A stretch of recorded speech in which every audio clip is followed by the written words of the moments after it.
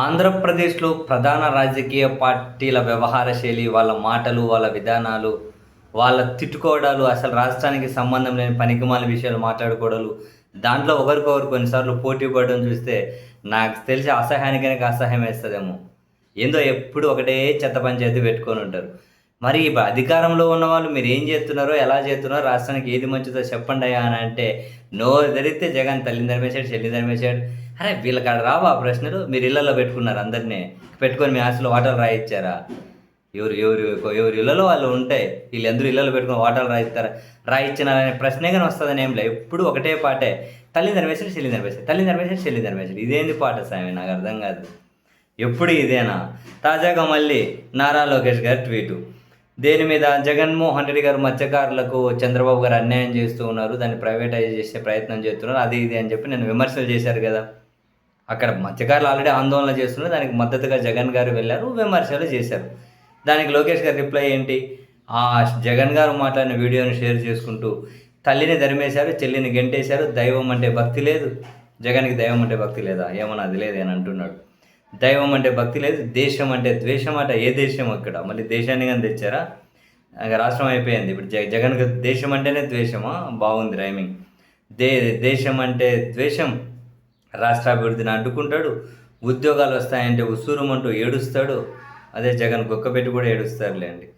నిలువెల్లా స్వార్థం, మనసంతా విద్వేషం, రఫా రఫా నరుగుతా అంటాడు. అమరావతిని మార్చేస్తా అంటాడు. కట్టినవి కూల్చేస్తా అంటాడు. కంపెనీలను వెళ్ళగొడతా అంటాడు. ఏమిటి దుర్మార్గ పనులు జగన్మోహన్ రెడ్డి గారు? దేశ రక్షణకు అధునాతన బోట్లు తయారు చేసే కంపెనీ రాష్ట్రానికి వస్తే స్వాగతించాల్సింది పోయి తరిమేస్తానంటారా? ఆ కంపెనీకి ఇంకెక్కడ స్థలాలు ఇచ్చే ప్లేస్ లేక జువెలదిన్న దానికోసం ఫిషింగ్ హార్బర్ కోసం ఇచ్చిన స్థలమే ఇవ్వాలన్నది ప్రశ్న. ఇవన్నీ ఉండవు. ఇప్పుడు దేశము, దేశభక్తి ఇక్కడ కానీ దాన్నే తీసుకొని వచ్చేసారు.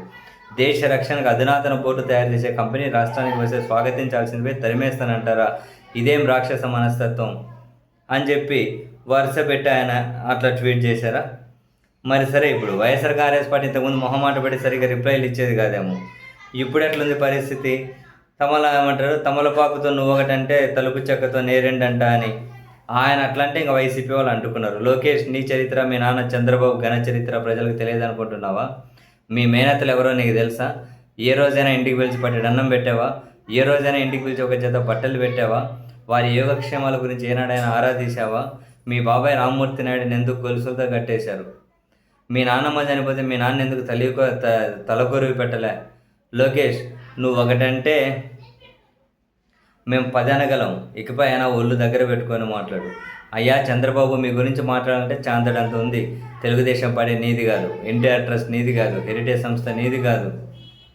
ఒకసారి మీ రాజకీయ చరిత్ర వెనక్కి తిరిగి చూసుకుంటే ఎన్టీఆర్కు వెన్నుపోటు పడిచి పార్టీని లాక్కొని నాడు సీఎం పదవి కోసం మీ తోడలుడికి డిప్యూటీ సీఎం పదవి అని గద్దెనెక్కాక ఆయన్నే తన్ని తరిమేసి ముఖ్యమంత్రి పదవి కోసం ఎన్టీఆర్ ఫ్యామిలీని వాడుకొని కుటుంబ సభ్యుల్ని నమ్మించి మోసం చేసి ఆ తర్వాత నీ మనుగడ కోసం ఎన్టీఆర్ ఫ్యామిలీని ఉపయోగించుకొని హరికృష్ణ ఆయన కొడుకు జూనియర్ ఎన్టీఆర్ను కూడా వాడుకొని వదిలేసి హరికృష్ణ శవం పక్కనే రాజకీయం చేసిన చరిత్ర నీది. ప్రధాని మోడీనేమో దెయ్యం అన్నావు, టెర్రరిస్ట్ అన్నావు, ఇప్పుడేమో దేవుడు అంటున్నావు. అధికారమే నీకు పరమవాదివి, దానికోసం ఎంతకైనా తెగిస్తావు. నిస్సిగ్గుగా పార్టీలు మార్చి జతకడతావు. ఏ ఒక్క ఎన్నికలైనా ఒంటరిగా పోటీ చేసి గెలిచావా? ప్రతిసారి ఎవరో ఒకరు ఊతకర్ర కావాల్సిందే. నీ తోబుట్టుల గురించి ఎక్కడైనా ఏనాడైనా చెప్పావా?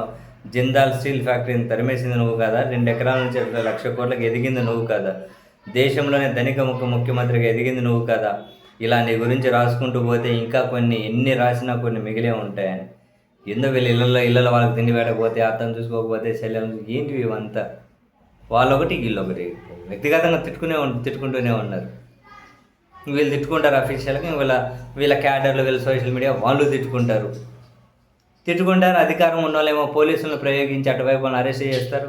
అధికారంలో ఉన్న వాళ్ళు ఎంత తిట్టినా వాళ్ళకి తిట్టే కొద్దీ మరింత ఊపొస్తుందేమో జగన్ వాళ్ళ ఫ్యామిలీని తిడుతూనే ఉంటారు. ఇటువైపు తిడితే కేసులు, అరెస్టులు, అటువైపు తిడితే మరింత వాళ్ళకు ఉత్సాహం వచ్చి మరి ఏమన్నా కనుక అవార్డులు వస్తాయని చెప్పి ఇంకెక్కువ తిడతారు. నా అర్థవంతమైన చర్చలు లేకుండా ఈ తిట్టుకోవడాలు ఏందండి సార్?